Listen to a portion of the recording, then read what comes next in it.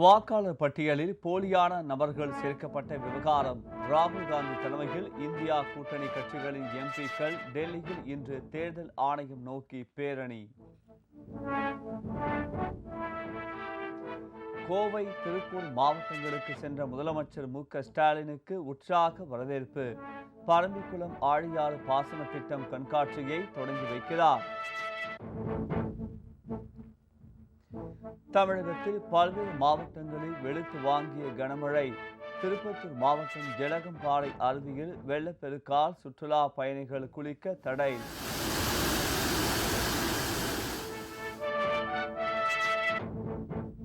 வரும் சட்டமன்ற தேர்தலில் வெற்றி கூட்டணியை அமைப்பேன் என பாமக நிறுவனர் ராமதாஸ் அறிவிப்பு.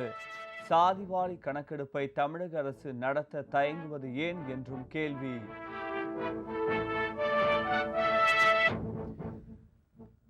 குடியரசு துணைத் தலைவர் தேர்தல்.